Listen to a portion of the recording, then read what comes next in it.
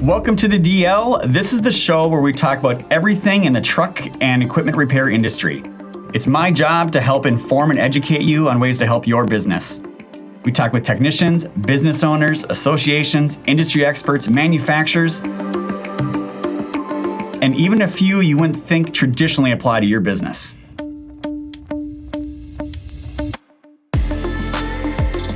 Welcome everyone to season 2 of the DL. I know we're kicking this season off. We got a great lineup of guests, and today is no different. So today we actually have someone that's been previously a comedian in his life, and we're going to get into that a little bit. But he is actually what I would call a sales expert. He's wrote a book called The Customer Is Never Right. So we're going to get into that and talk a lot about sales on this one. And sales is going to talk about everything from selling trucks to parts to widgets. It doesn't matter. It's really a universal thing. And Ian Colburn is going to break it all down for us. So Ian, welcome to the DL. Hey, thanks for having me, Tyler. I appreciate it. It's good to be here, man. I love seeing what you're doing out there. So, and I know a lot of it relates to what I talk about and do. So it's just great to connect with you. So you were previously a comedian. Do you got like a 5-minute routine you got ready for us here today? Yeah. Sure. Just send me the $5,000 check for 5 minutes. Yeah, I toured all over North America for 10 years, and I loved it. I got tired of the lifestyle. I mean, really, you can only party so much, hang out so much. And if you don't want to live in LA, I went to LA and I just didn't like it. I didn't like, it's a very stab you in the back kind of place. And so I had to make a change. And what I didn't know, but I realized at that point was that 10 years of comedy had really prepared me for a very successful career, not only in sales, but in teaching other people sales. So it segued well. So I was very fortunate. Well, and the other interesting thing with you is you actually have sales experience in our industry, specifically with truck parts you've been involved with and some other things there. Can you talk a little bit about your background and how it relates to the trucking and transportation industry? Because you had a couple things there. I was very successful in sales early on when I made the transition. And so it wasn't long before I found myself doing a lot of training and management roles and actually going out on my own and consulting for a lot of places. And back in 2016, Navistar, who makes the international brand and the IC bus brand and does tons of parts and things, reached out to me and said, hey, we'd love to have you come in and do sales training, specifically in parts, because we feel like we need eyes from outside the industry. So that's how I got in. And I was just shocked when I got in the industry how we're just not using what so many other industries are doing with sales. We do a lot of the typical, what we complain about being order takers. Yep. And that's what we do. So I was able to jump in quickly, work with a lot of dealers, went to a lot of events, got to speak. My first event, they had me speak for 30 minutes. Within 2 events later, I was given 2 hours to stand up there and talk. And the dealers were like, let's have the whole day. So I really enjoyed it. I did it for a couple of years and then went back out on my own and stayed with this industry a lot because, it gets such a bad rap. The car industry, the truck industry, people are like, oh, they want to sell. They're snaky and they'll say anything to sell you, used car sales. And I found this exact opposite. The people are so genuine and down to earth. I wanted to continue to work with them. I was really shocked when I got in the industry. This is a key reason I wrote the book. I went to my first event, and any other industry I've been in, you go to an event, what do? They give you a book, they might give you a laptop or an iPad or something cool that you get for going there and paying all this money. And I got to my first event and you got pens and maybe like some kind of something to hold your drink and keep it cool or hot. And I was like, holy cow, I got to write a book. We need to raise the bar. So that's a key reason I wrote it. And there's nothing specific for the industry. So and I wanted to get specific with the industry. So it's a key reason I put it in. And yeah, it's a great industry, and that's how I got in. Well, and the book, I read it. It's not a really hard, difficult read that's super technical. You got a lot of great stories in there and a lot of great real life examples on how to sell to people and how the conversation should go and what the strategy is that you should use and the framework for that. And we'll get in that too here in a little bit, but it is a very good book. I probably have never highlighted something so much of my life in a book as I did with yours, because so much it resonated with us. I'm like, exactly right. And I'll throw some quotes out here a little bit later for everybody that's in there. So if you're selling truck parts, truck service, commercial trucks, anything at all in that industry, very well worth picking up a copy of the book, and we'll tell you how to buy it here kind of at the end of the episode as well. And so let's just kind of go right into it. So let's just talk about your first sales job you had that you really didn't even know was going to be a sales job, I guess, when you were working in the rental industry, right? That's kind of where you first got started. So why don't you kind of give the quick story there on how that all kind of played out?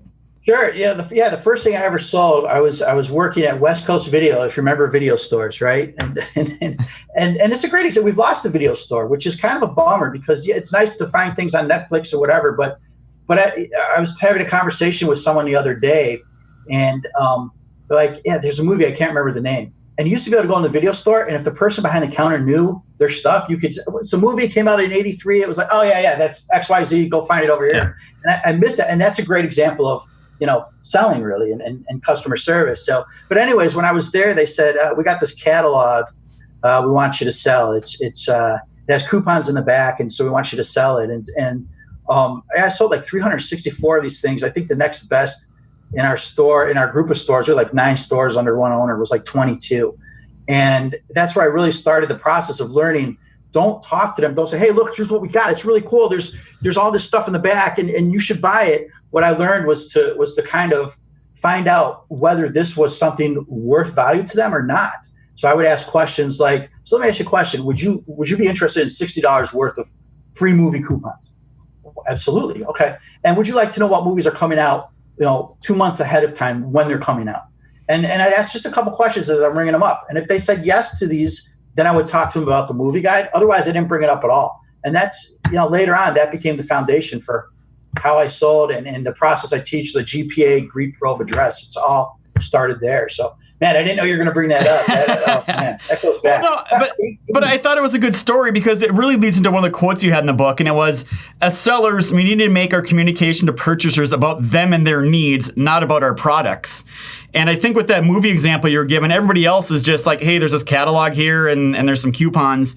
And you kind of did in reverse where you said, hey, would you like to save some money? Or would you be interested in something else? And they didn't even know they had the demand that they needed or they wanted that. And you kind of created that. So that quote that you gave, that it's not about the products, it's about the purchaser and their needs.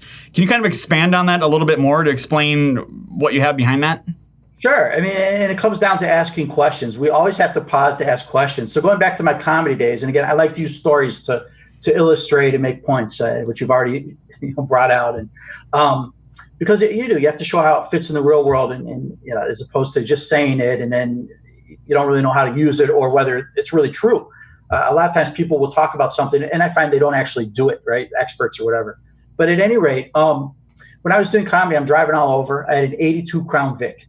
And so every couple months I had to change the spark plugs. So I go into a place and I'd say, hey, I got spark plugs I need to change. And what do you think they ask me, Tyler? What's your year, make, model, or how many do you need? Yeah. So your make, model, 82 Crown Vic. Okay. Yeah. And so that would go on for a while. That's not for me. That's for the company selling me the product. We think it's for the customer, but it's really not. Yeah. One day I went to a place, and this is why I go to Pep Boys all the time. I went to a Pep Boys and I said, hey, I need spark plugs. And the guy said, okay, how are you using the vehicle? Yeah. And I went 82 Crown Vic. He's wait, what? He said, how are you using the vehicle?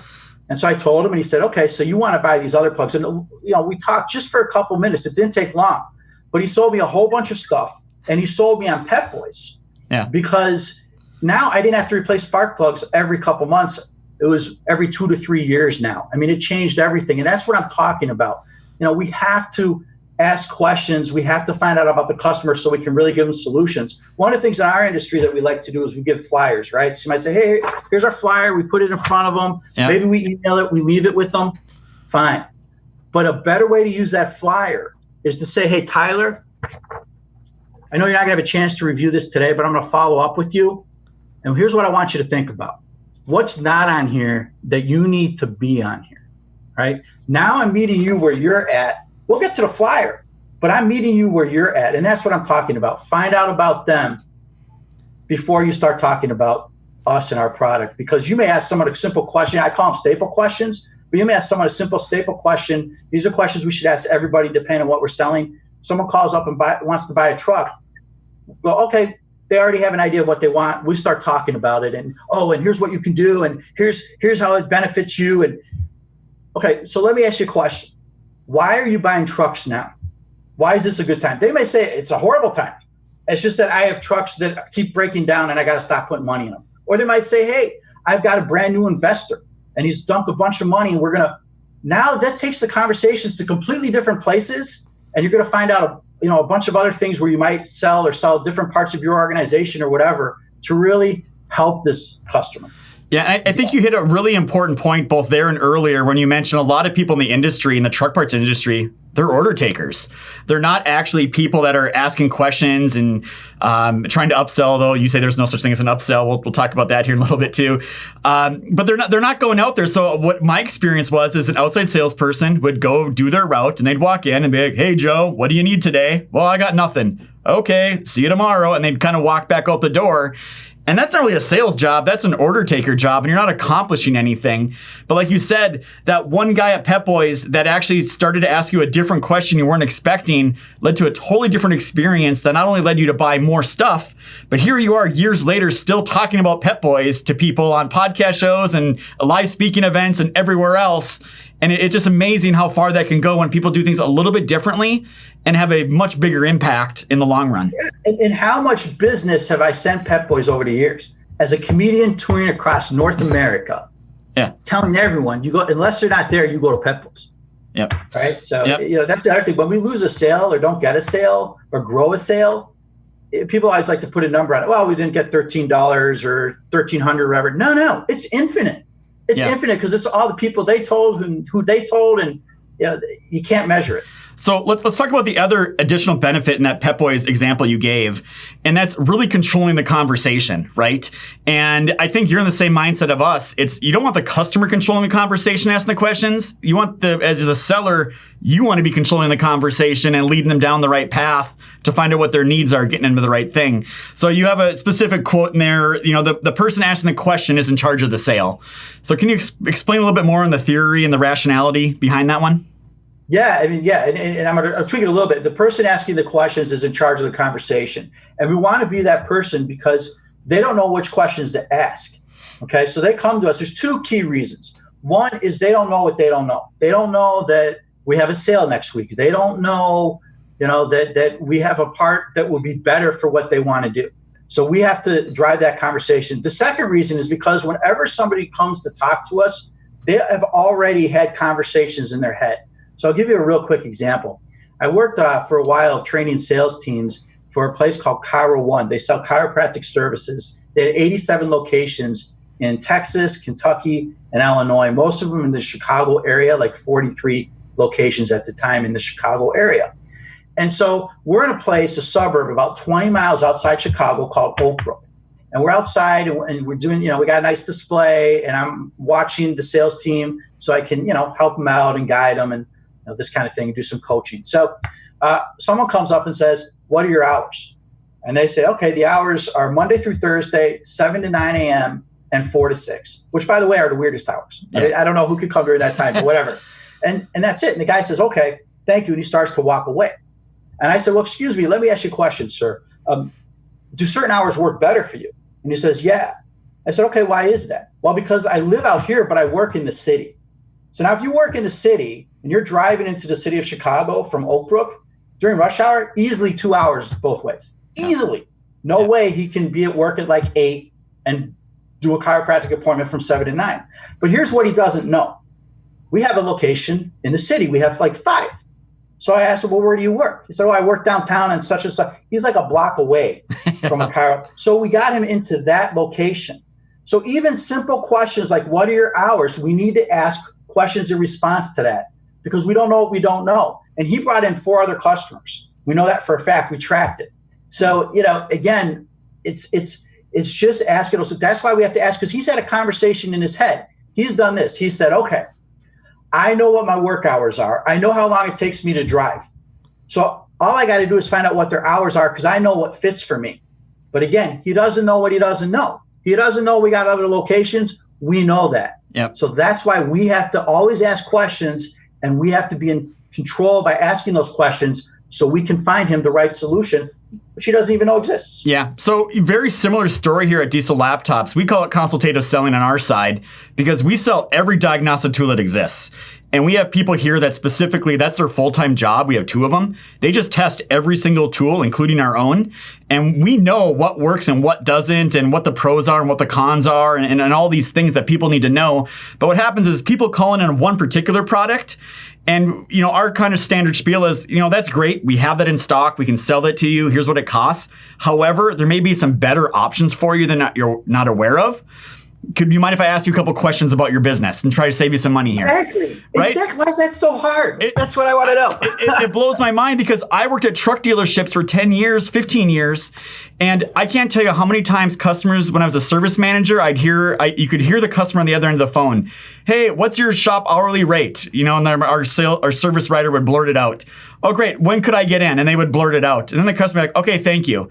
And they'd hang up the phone. I'm like, guys, that's a sales lead. You need to answer those questions, but you need to tell them, hey, our hourly rate is X dollars per hour. What are you looking to have done? We got flat rates on certain things. We got advanced technicians. We're much more efficient than most shops. What do you have going on? And start the conversation. Well, and here's another big question in there that needs to be asked. And again, when I talk about staple questions, this is a staple question we should be asking everybody when they call in. If we don't recognize them as a current customer, how'd you hear about us? Yeah. I'm astounded by, in our industry, we have such standards for vehicles. It's almost like we've mistaken the vehicle for the customer. The vehicle is not the customer. So you look at any OE and you go to the independent dealerships, they have rankings, right? So things like, hey, with Navistar, if you do XYZ for the vehicle on the service side, you're Diamond Edge. And I think for Freightliner, it's your Elite, and it goes on and on and on. Yeah. There's nothing on the customer service side for that. There's no and it's easy to measure. Do 90% or more of your customers in your database have a lead source? In other words, you've asked them, do you know 90% or more of your customers? Do you know how big their fleet is? We can measure this stuff. And so we can have a customer service side like that. We don't do that. I don't know. You think McDonald's is successful because they don't do that kind of stuff? You think, Amazon knows everything about you. It's so easy. They've turned it into an algorithm. Yeah. Yeah. Yeah, we're the same way. I think our salespeople, we get people calling us up to buy a $40 cable or a $10,000 tool or something in between.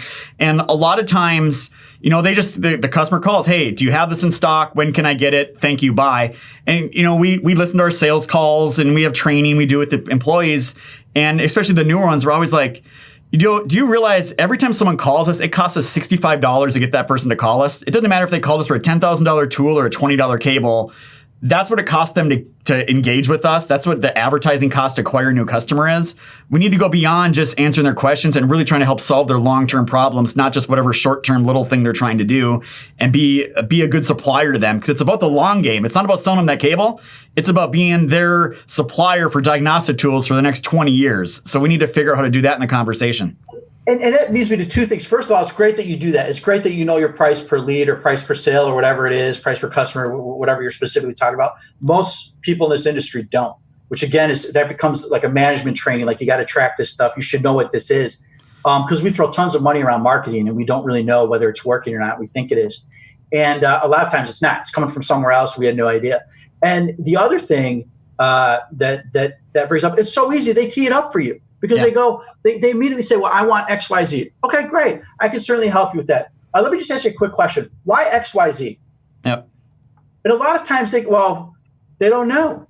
Well, that's just always what I've had. Okay, well, let me ask you, Narco, how are you using the vehicle? Or let me ask you a few questions because there's some other options out there that might be better for you. You want what's best for you, right? Yeah, okay, so let me ask you these questions. I mean, it's not, but again, and we think, sometimes people don't do it because they think it's going to take longer. It's shorter. When you control the conversation, you get everywhere where you need to be much faster than if you just get information. And it's definitely shorter than if you send them the wrong part. Yep. And then you get into this where you hear people, well, I gave you what you asked for. I said, well, you didn't tell me that. It's like, guys, that's all on us. Yep. Because they don't know what they don't know. If they knew what they're, all the stuff we knew, they'd be sitting in our chair doing our job and we'd be doing something else. So we had this similar problem when we got into off-highway diagnostics, because in off-highway diagnostics, there's literally 50 different cables you need depending on what equipment you connect to. And when we first sold those things, we'd be like, oh, you have off-highway? Buy this package. And then the customer would get it. They wouldn't have the right cables to hook up. And, of course, we're the bad guys. I mean, we're supposed to be the experts on that. So it's all those little things that really set you apart from everybody else. So now that we know those things and we've trained our salespeople, when someone calls us and says, hey, I want to buy the off-highway tool, great. What equipment are you connecting to? Let's make sure we price out all the right cables and have all the right things for you and you have good coverage. Totally different conversation if you call one of our competitors that sells a very similar product. You can just tell right away when you talk to two different companies and one person really knows their stuff and the other one doesn't. And this guy usually gets the sale. And at the end of the day, that guy usually gets the repeat business too, because they're just more knowledgeable in the whole process. And you made a comment about it here as well in the book, how they're paying you for your expertise. They're not paying you for your products and service. And it really comes down to what you know and how you present that to the customer at the end of the day.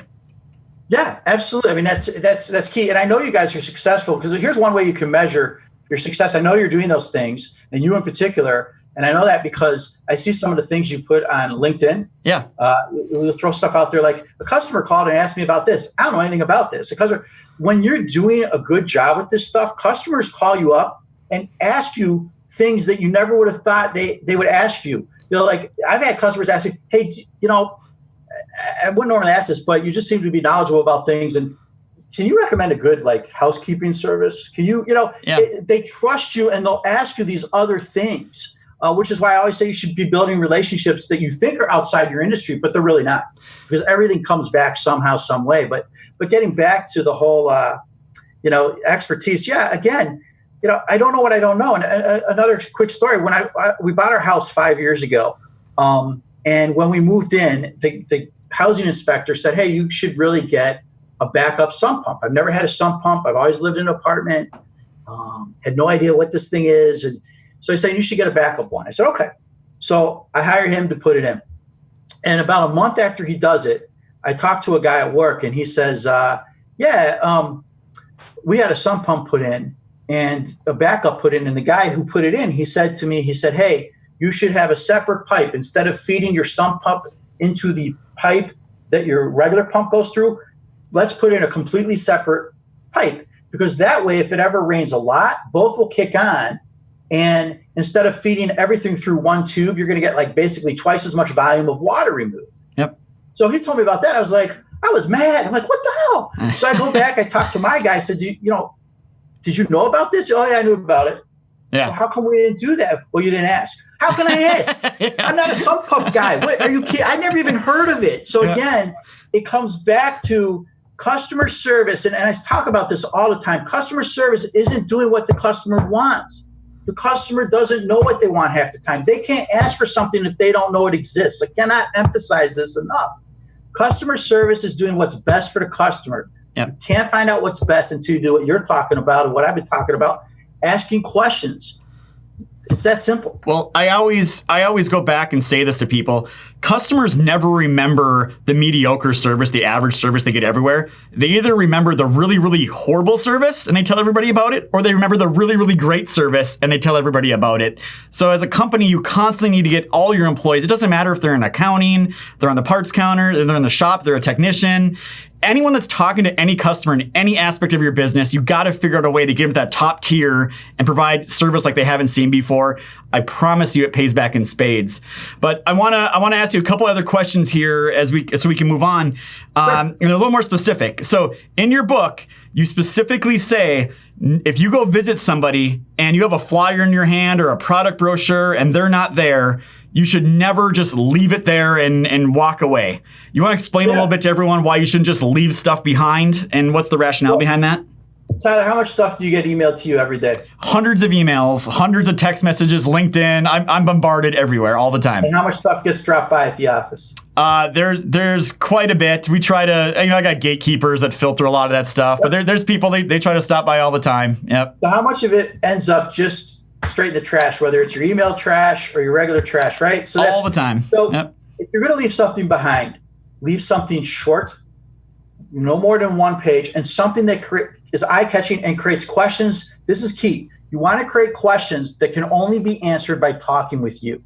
And it should be based on the person's role. So again, looking at our industry, and this is something I had him do when I was at Navistar that we created. And it's like, when you go into somebody, if you find out, hey, the person in charge of purchasing these parts, the ultimate decision maker is the purchasing manager. Okay. You leave something behind specifically for the purchasing manager. It's in your folder. It's ready to go. You take it out. I'm going to leave this for Bob or Sarah, whoever it is. And it says on there, contact me to find out the 5 ways we help purchasing managers hit their budgets so they get their bonuses. Yep. I want to talk to you. Again, quick story. I was working one time for a really ritzy school out east called Rochester Institute of Technology, and they have an executive MBA program. I went there for school. Yeah. Yep. Oh, did you? Yeah. I think I saw that somewhere. I forgot. Yeah. So they have a really well-known executive MBA program, and they wanted to move it online, right? So this is back when schools were starting to do that. And they sent out, if somebody contacted them, and these are busy people. These are people that are CEOs of small companies that want to be CEOs of big companies, VPs that want to move into bigger roles, whatever. So they would email anyone who asked a question, click the link, a 33-page PDF with all the information they needed. And when their sales reps, their admissions reps called them up, no one would ever talk to them. They would say, oh, the gatekeeper would say, when they've read everything, they'll contact you. We changed it to a 1-page thing. And we said, hey, instead of saying, hey, you're going to do a capstone project, instead of having to write a thesis, which many people don't know what a capstone project is. I didn't. You're going to do those instead. And then they explain what it is. We just said, hey, enjoy doing 2 capstone projects instead of a thesis. Enjoy the international trip. Where's it to? How much does it cost? When is it? Yeah. Right? So now when we've called you up, you say, you want to talk? Well, I have some questions, right? Yep. It was I think it was 628% growth in the leads there from there, the response rate. It was amazing. And again, it's okay if you have to leave something behind, but have it create questions. They got to look at it, number one, so catch their eye, and have it create questions so that they have to talk to you. So a very similar thing we do here at Diesel Laptops, and this is one of our marketing tricks or things we do, right? So sharing company secrets here. One of the things we do though on our marketing team, because we don't do a lot of in-person visits, we do mostly everything remote, but you always want to keep finding new customers, right? So what our team will do is we'll send out, we kind of buy some nice higher end gifts. I mean, these are, $10, $15, $20 gifts, and we'll send them out to a certain number of customers every month. And so the customer gets a nice gift box, and they don't know who we are, right? So they get this nice gift box in the mail, and they open it up. It's like a nice little gift they can put on their desk or give to their kids or whatever it is. And what happens later is they get a phone call from our sales team about a week or 2 later. And a lot of times you'll get them on the phone, but they will leave a message or email them and say, oh, look, we're the ones that sent you such and such gift. Just like to talk to you real quick. We got a couple questions we'd like to ask you. And it's amazing the response rate you get back from people when you left something like that, intrigued them a little bit, versus just sending them a postcard or sending them something else in the mail. So it's been a good marketing strategy for us in that regard. Let me hit in another one. Oh, go ahead. You bring up a good point there that I really want to emphasize. So many times, particularly in this industry, for whatever reason, we'll focus on 1 or 2 things in sales, like, oh, how to make a good cold call. A lot of our industry is you got to be in person. It's got to be in person, whatever. And I learned back when I was selling office supplies, you got to be good at everything. You train your team to be good at everything because you don't know what you don't know, right? What happened back when I was selling office supplies, and I went on to 2001 when I was still training teens, 9/11. Yeah. So the people who were fantastic at getting into office buildings in Chicago and selling stuff, couldn't. Good luck getting into the office building. And they never honed their phone skills. Yep. It was sad because a lot of salespeople live paycheck to paycheck. I saw people lose houses. Get divorced. It was really, really sad. And it's heart-wrenching. But guys, so that's another reason you've got to be good at everything. I mean, you remind me of that because you do a lot of things remote, and right now that's a big thing because, again, who could have predicted this? Yeah, so. I mean, we were really fortunate in the fact that we didn't do in-person visits and on-site demos. We did everything through the internet and, web meetings and phone calls and everything. And when COVID hit, it was zero change in our sales strategy and how we demo and sell to a customer a high-end diagnostic kit because that's the same way we've been doing it the whole time anyway. So a lot of our competitors were kind of like, what do we do now? We have mobile trucks. We usually go visit people, or we usually do door-to-door stuff and on-site demos, and they had to kind of pivot. So it worked out well for us. So let's do another example. Let's talk about trade shows for a minute. And you touched something on your book that drives me absolutely insane. It's when I'm walking up and down the trade floor and you see people in their booth, and these are vendors at their booth, and they're sitting there chatting with another coworker, they're on their phone, or maybe they kind of give you a nod as you walk by, and that's all they do. And I'm thinking, man, your company probably dropped 20 grand to be at this expo, and you're sitting there doing that. What should they be doing at these trade shows? What's the right thing to do as a salesperson? First of all, first ever webinar high five. Yeah. I've never heard anyone else complain about that, which amazes me, at least in this industry. And it's just, they almost view it as a vacation time, right? I get to the hotel, I do whatever, it's going to be my vacation or whatever. And you are going to get some time to get some R&R, and that's great. But yeah, you got to be out in front of your booth. First of all, you should be out a couple feet in front of your booth. You want to give what I call the conversation overview. There's two conversation overviews. There's one where you already have an appointment set and you're going to meet them for that first time. And then there's one where you're trying to generate leads, and they're different. And that's what you want to do in this case. Hopefully you use something you observe. For example, I'm a big Eagles fan. So somebody's walking by with a Dallas shirt. I'm like, oh my God, Cowboys fan. Did someone drop you on your head when you were a kid? No, I'm just kidding. But seriously, I did have to ask a question because I'm an Eagles fan, and whatever it is. And then it's just, it could be, wow, you got a lot of stuff. Look, we got some tote bags. Let me get you a bag to carry your stuff. And while I'm doing that, let me tell you what we're doing here. And you give them a quick, just a few second thing. So here's what we're doing. And what we've been able to do is we've been able to cut everybody's fuel costs who's worked with us by 1%, which is huge, right? Yeah. It takes about 1 minute for me to tell you a little bit more and see if you'd like to learn more. Do you have a minute, right? They need to know how long this is going to take. I parallel a lot of things in sales to dating. And I used to give dating advice. It's a different book I wrote, and I was a dating expert for a couple of years doing that. And so, it's like when a guy goes over, even with a couple of his friends or just himself, goes over to a table of women and starts to talk to them and have a conversation, the first thing on their mind is, how long are they staying? When are they leaving? I don't know where this is going. But if you go over and you say, hey, we'd like to join you for one drink, well, now I feel more relaxed. I can have the conversation. I can focus on what's going on instead of thinking about, oh, how long is this going to take? I got all these other things I'm thinking about. And then my advice I always give guys dating was, trying to meet someone. Then when they say yes, order a fishbowl. That's I will say, in your book, you had a good story about how you met a beautiful lady at a bar and the whole gum thing and everything. So there's a good story in here that relates to sales and the whole thing. So great. So I 100% agree. The trade shows are just really frustrating to me. Hopefully a lot of people are getting a little bit of something out of this. So let's talk about a little bit more, going back to kind of what we talk about too at Diesel Laptops. Use the exact same terminology that we do, and that's the race to the bottom. And we see that a lot with the commodity goods and a lot of the diagnostic tools, especially the automotive industry. It's like, who can be cheaper? And they're all selling based on price. And that happens in truck parts, right? It comes down to a lot of times, oh, I can sell that same part for $1 cheaper, or $2 cheaper. I'll undercut that guy.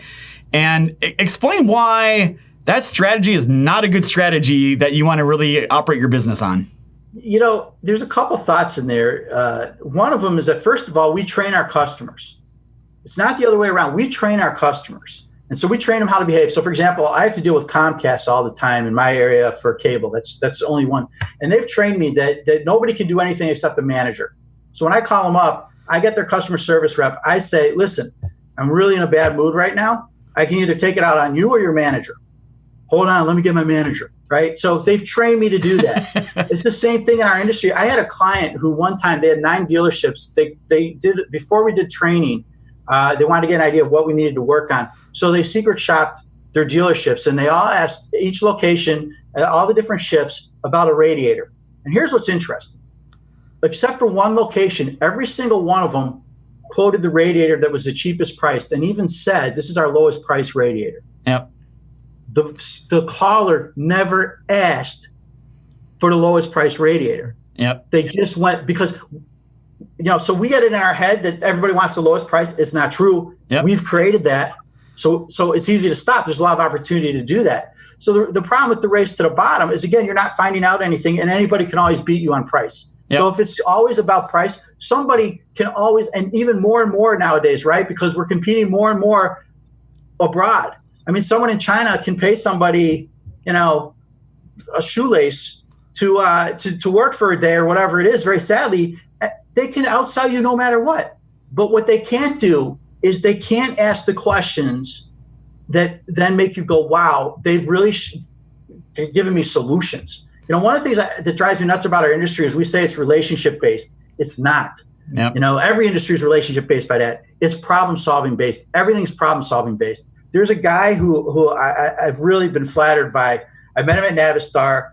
He had just started working there when I started there. He came and saw my first presentation. He started doing GPA. He's a sales rep, parts sales rep for a region, territory. He's there for his first full year there. He was number 4th in the whole company. Guys have been there for 30 plus years. We're still an industry that has that. A lot of industries don't. Yep. We still have that 20, 30 years. It's awesome. If it's relationship based, he should have been dead last, right? He then went to another company that sells parts, and he went and he's number 1 his first year there. So again, it's not relationship based. He's going in, he's solving problems for them. And so he's getting all this business because he's not being, hey, I can give you the cheapest price. People don't care about the cheapest price. They care about whether we can help them or not. If they care about price with us, it's because we're not offering them something else. So funny story on that. This is my first salesperson I had, William Ward, and he's been on the podcast in season 1 and everything. He's still with us today.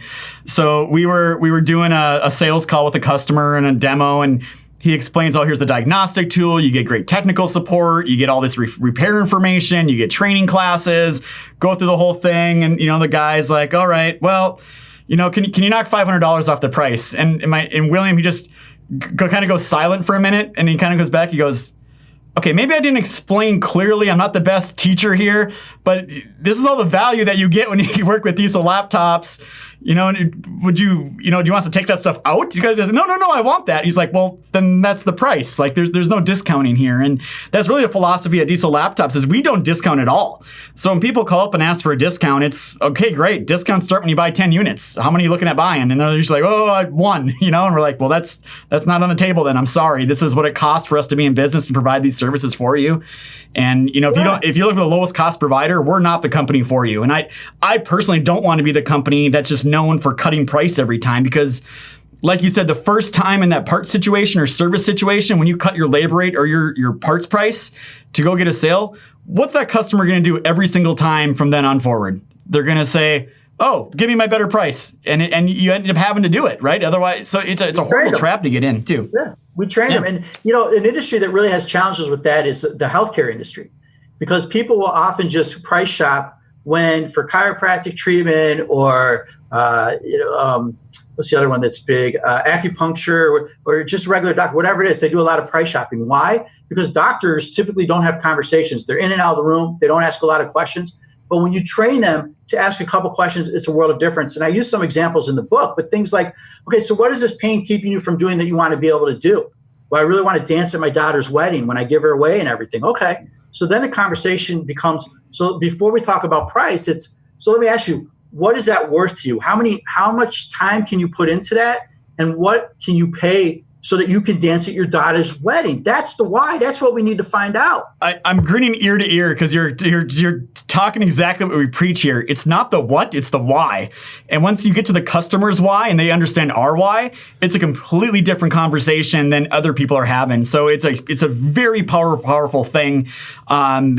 I could speak for hours on the why and not the what, but and I think I could talk for hours with you about sales and methodology and strategy. Easily. Yeah, but I'm going to ask you one last question here before we kind of wrap it up.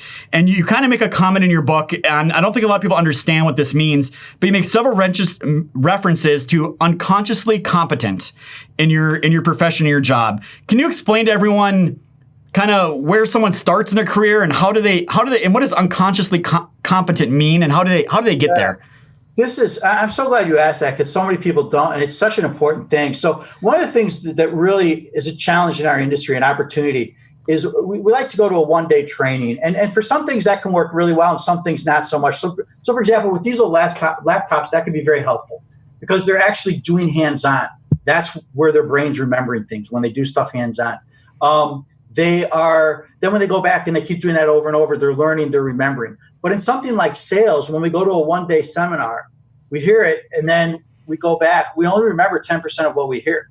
So what we're not taught is what people know in learning and development, which is a huge industry that just totally ignores our industry.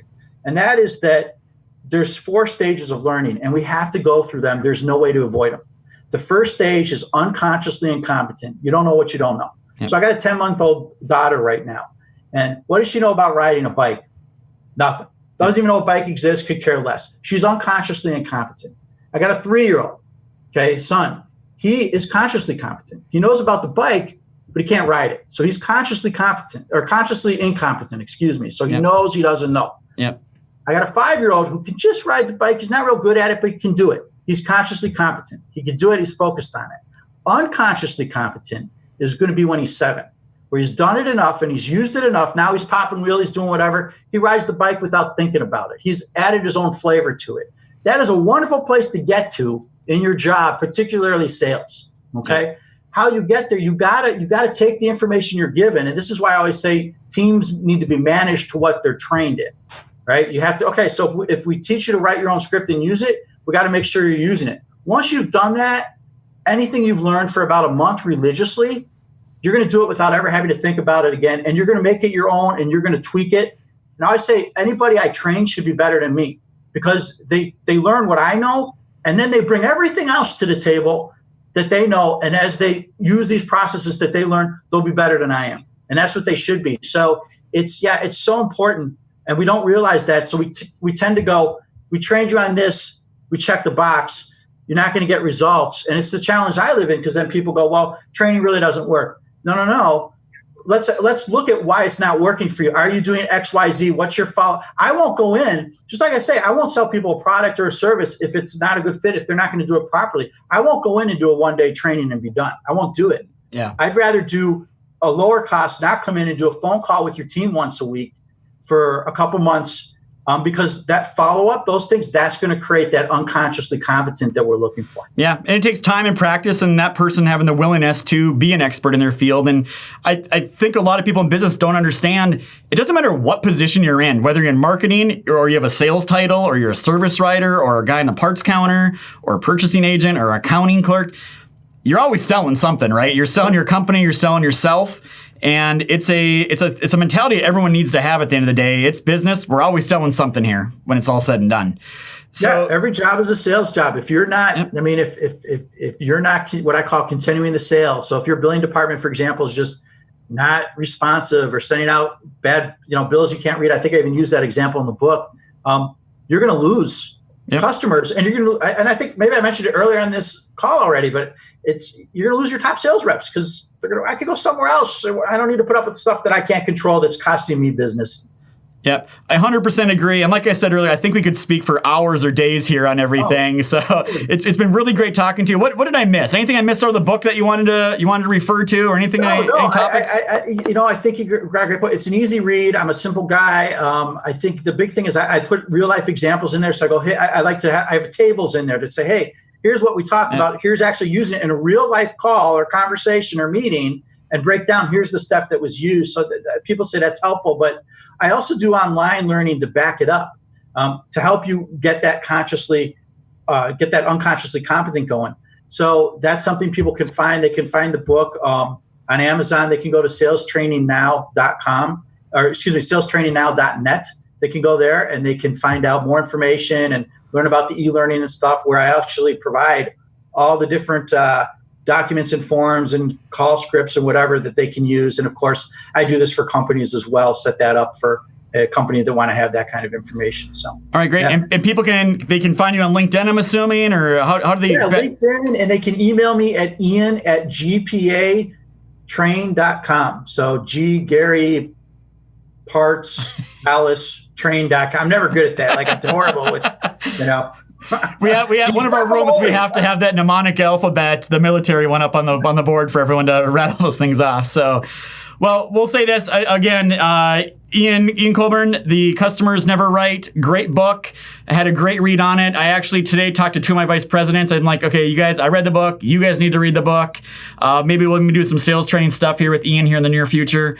So again, very much thank you for coming on the show. Much appreciated. We'll call this an episode. And again, thank you for watching us here on season 2, whether you're on YouTube, whether you're on Apple Podcasts, or whether you're on any other mobile device out there as well. We really appreciate it.